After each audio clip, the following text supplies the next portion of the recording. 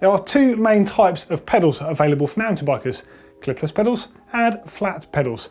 Flat pedals obviously speak for themselves. They're fairly straightforward plug and play pedals. The clipless pedals, there can be some confusion because there is in fact a clip or a retention device built onto them. Clipless pedals are actually fairly straightforward to set up, but it is quite easy to not quite get it right. Now it's really important to get it right because A, it can be dangerous if you don't, B, it can be uncomfortable, and C, you can get some injuries. So today we're going to look at how you need to get your pedals set up. But firstly, I'm just going to explain to you exactly how they work, how the cleat retention system works, and just a few things you need to know before you go bolting a set onto your bike. Now firstly, let's look at the actual pedal technology. There are lots of different clipless pedals available for mountain bikers on the market, but the most common options tend to be Crankbrothers or Shimano. Now within the Shimano style, there are a lot of different people using the same pattern cleats. For example, this is a set of Shimano pedals, this is a set of DMR pedals, but you can use Shimano cleats in these, and the retention system is nearly identical to that on Shimano's.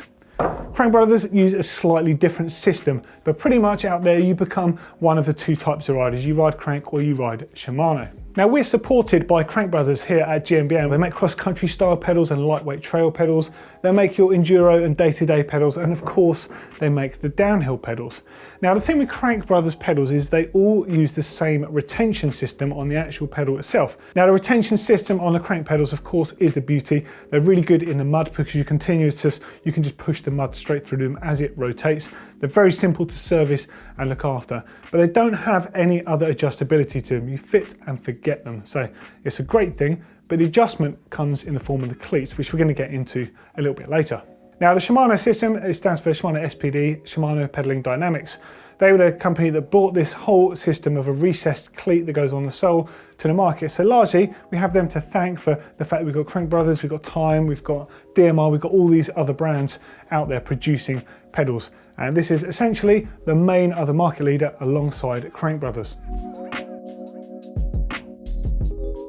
With Shimano options, there's two types of cleat. There's single release and multi-release. The single release enables you to disengage by twisting your ankle to the outside of the bike. Nice and simple, and you can adjust the tension on how easy it is to disengage on the pedal itself.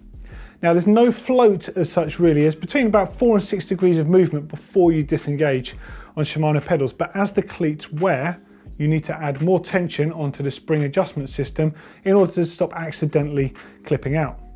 Now the multi-release, as you might have guessed, enables you to release in multiple angles.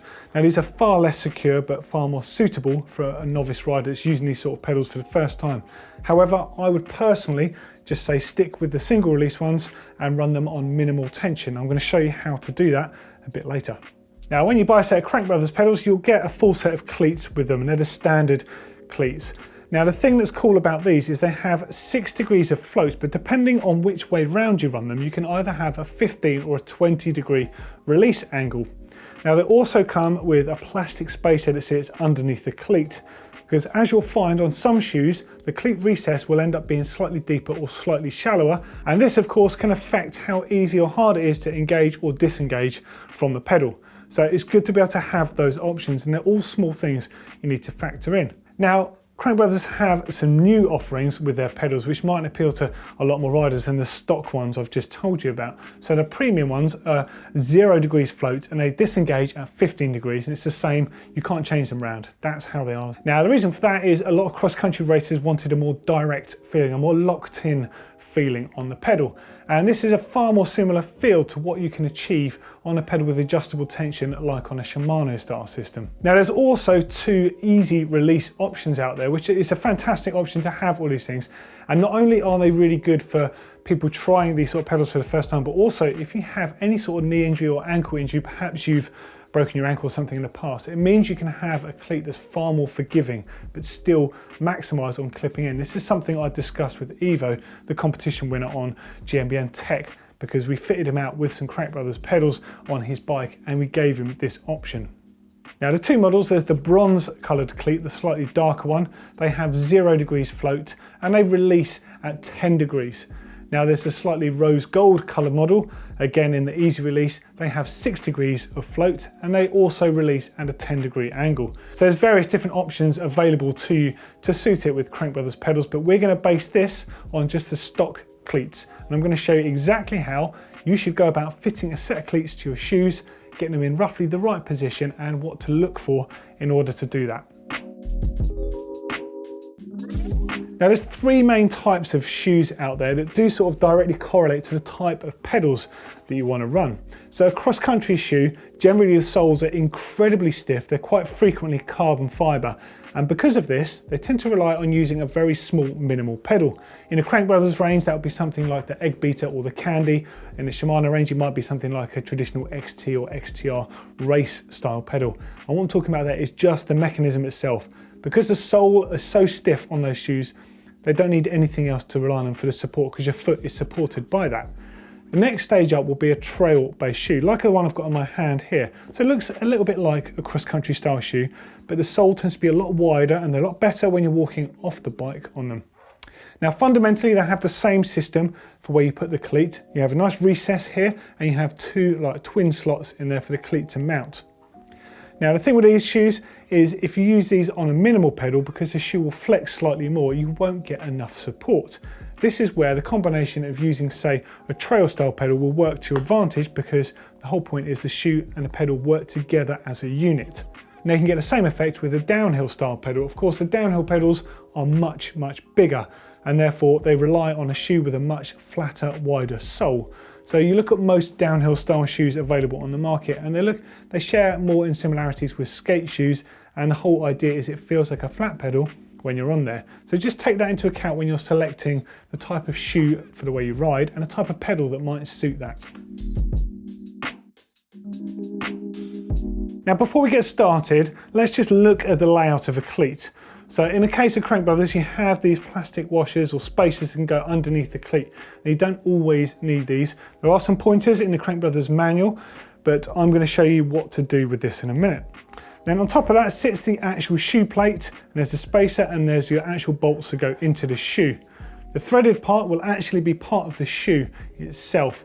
Now it's really important when you fit a set of cleats to a bike to make sure you use a really high quality Allen key, because you do not want to round the head of these bolts off because they can become very hard to remove. Now you also want to make sure you use a small blob of grease on the threads as well, because your shoes are subject to all salt that's on the road or any other places you use them. And if they're corroding, you get the same problem you can with rounded bolt heads. They can be very hard to remove. Now there's various different adjustments you can do to the cleats within those 2 parallel slots or channels on the underneath of the sole of the shoe. Now it's really important to get a good base point to understand where you are. Now bearing in mind there's several ways you can adjust the cleats. Firstly, there's backwards and forwards. Now a good starting point will be under the ball of your foot. This is the most efficient place to start with because it enables you to support your body weight correctly on the sole of your foot there, or on the ball of your foot. It also enables you to engage your calf muscles and use your legs correctly, but it's a good balanced feeling. Cross-country riders, for example, do like to run the cleats further forwards to further engage their calf muscles and use their legs in a slightly different way. But this can take some getting used to. It's not always as comfortable to ride, despite how efficient it can be in an off-road race situation. Now, a lot of riders that ride flat pedals tend to want to run their cleats further back. So this gives you the same sort of feeling, a very stable feeling on the pedal. And it's a much nicer sensation to ride here, but it's not quite as efficient as that forward position the cross-country riders like.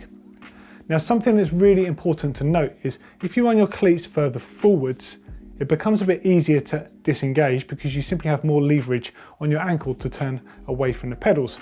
If you run your cleats all the way towards the back of those channels, it can become quite tricky for a couple of reasons. Firstly, you have slightly less leverage. This isn't really much of an issue unless you have particularly small feet or you really like running the tension on your pedals really high. But the bigger problem becomes in the front of your foot swinging around and hitting the crank as you disengage, meaning you can only disengage with your crank in certain positions. So if that's the case, then you do need to just take note of that when you set your pedals up in the first place, or it can cause you problems out on the trail when you least expect it.